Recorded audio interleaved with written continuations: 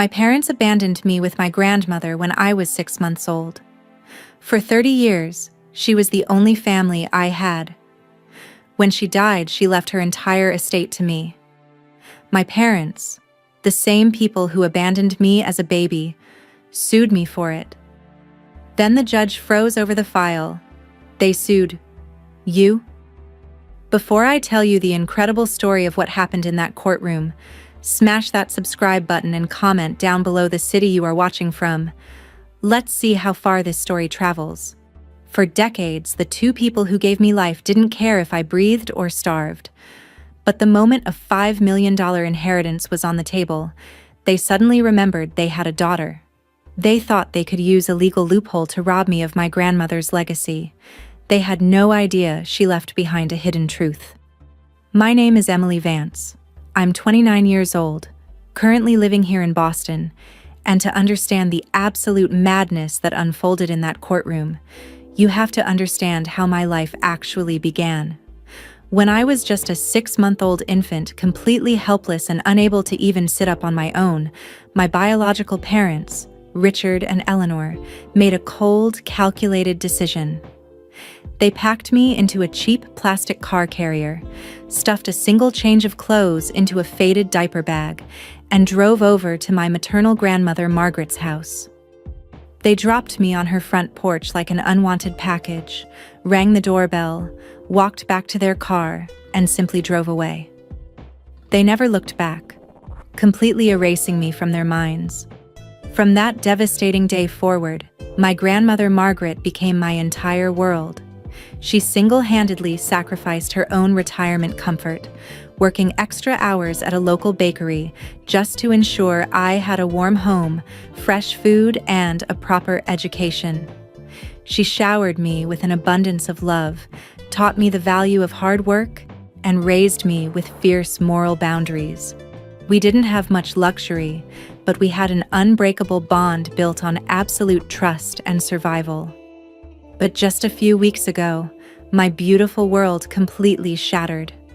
Margaret passed away peacefully in her sleep at the age of 84. I was left utterly devastated, crying alone in our quiet house, clutching her favorite hand-knitted blanket, believing I was now completely alone in this world. The morning after the funeral, I dragged myself out of bed to attend a formal meeting with my grandmother's longtime estate attorney, a kind, gray-haired man named Mr. Harrison. I sat nervously in the plush leather chair of his quiet office, expecting to sign a few simple papers regarding her modest Victorian house and perhaps a tiny savings account she had used for groceries.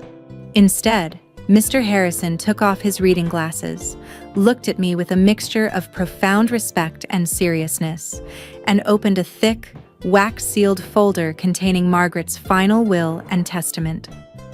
As he began to read the legal documents aloud, my jaw dropped in utter disbelief. My seemingly ordinary, frugal grandmother, the woman who meticulously clipped grocery coupons and wore the same winter coat for 15 years, had been quietly operating as a highly successful, low-profile real estate investor for over 4 decades. She had secretly acquired several lucrative commercial properties across the city. The total value of her entire estate, combining those properties and her hidden liquid investment assets, was valued at exactly $5 million, and according to her explicit instructions, every single cent of it belonged entirely to me. I sat there frozen, completely numb, as tears of pure shock welled up in my eyes. It felt like a surreal dream. But before I could even begin to process this life-altering news, Mr. Harrison leaned forward across his desk, his expression darkening with a look of genuine concern. He warned me that an inheritance of this massive size possesses a strange, dangerous power. It acts like a beacon that pulls the absolute worst kinds of wolves right out of the woodwork. I left his office carrying a heavy mix of deep gratitude and overwhelming anxiety. Exactly 2 weeks after my grandmother's funeral, the lawyer's warning came true in the most horrific way possible. I was sitting in the living room when a sharp knock echoed at my front door. I opened it to find a courier holding a thick, certified legal package that required my signature. My heart pounded with a sudden sense of dread as I ripped open the envelope right there in the hallway. It was a formal lawsuit contesting my grandmother's will. My biological parents, Richard and Eleanor, the very people who had dropped me on a porch like garbage 29 years ago, had officially filed a massive legal claim against me. They were boldly declaring themselves as the rightful next-of-kin heirs to Margaret's entire fortune.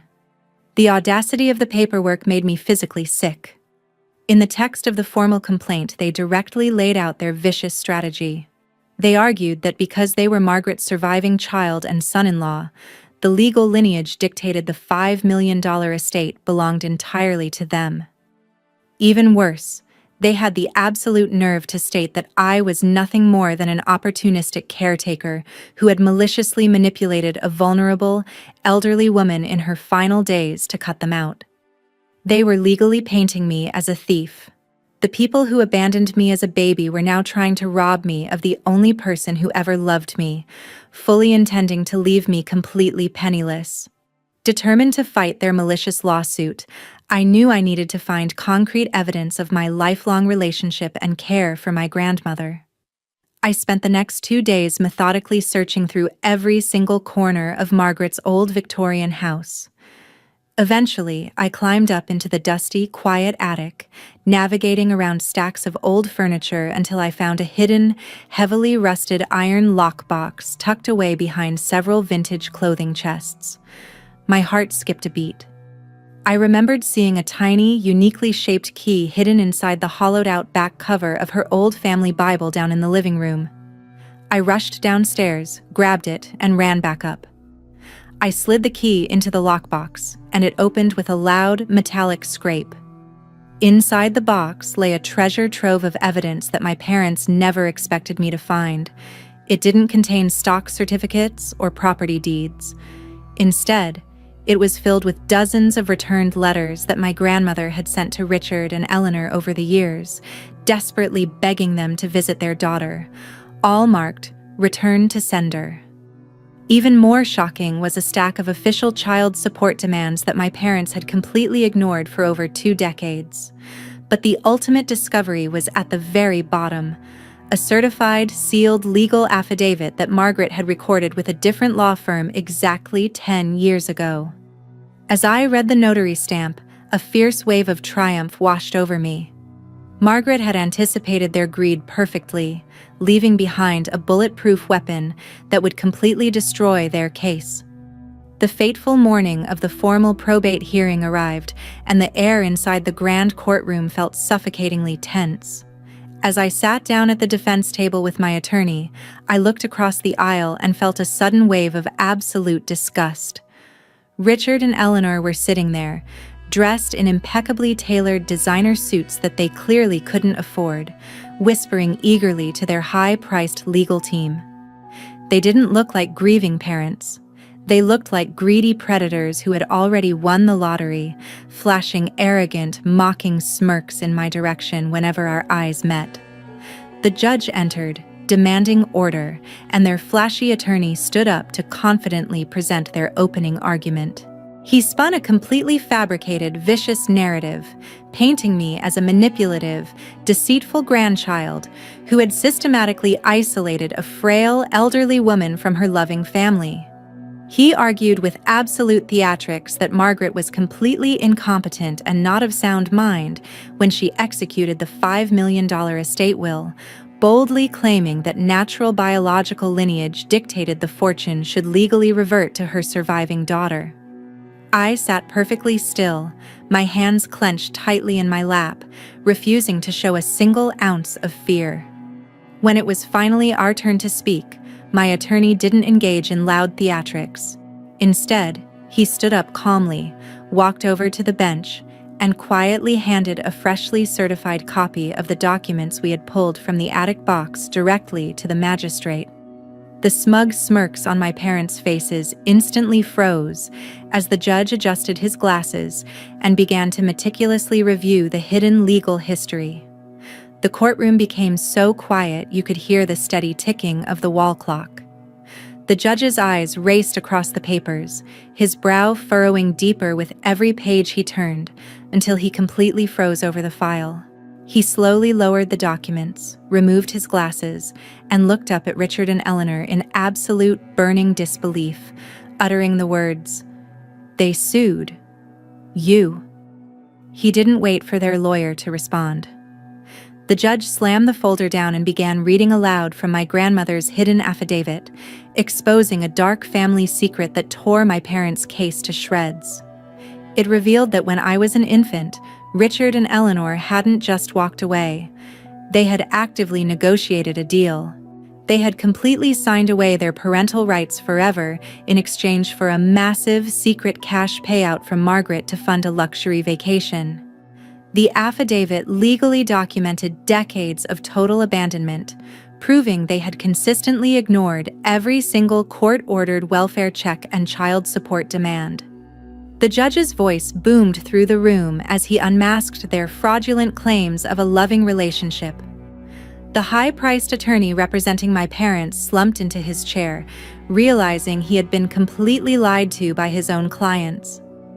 Richard and Eleanor's smug, arrogant faces instantly turned to an expression of pure, unadulterated terror as they realized their greedy gamble had backfired spectacularly, leaving them completely exposed to the entire courtroom.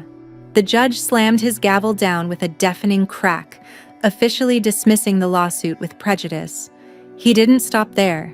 He furiously ordered Richard and Eleanor to pay every single cent of my extensive legal fees and immediately referred their forged financial statements to the district attorney for a criminal fraud investigation. They slunk out of the courtroom facing total financial ruin and potential prison time. With the $5 million inheritance completely secured, I moved forward into a bright future.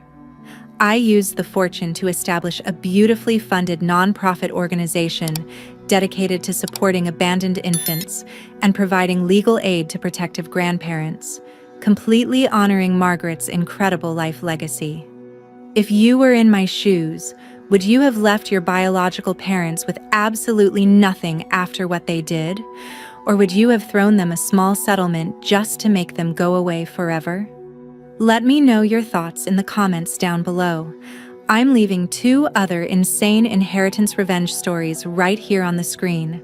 Click one to watch it right now, and I will see you there.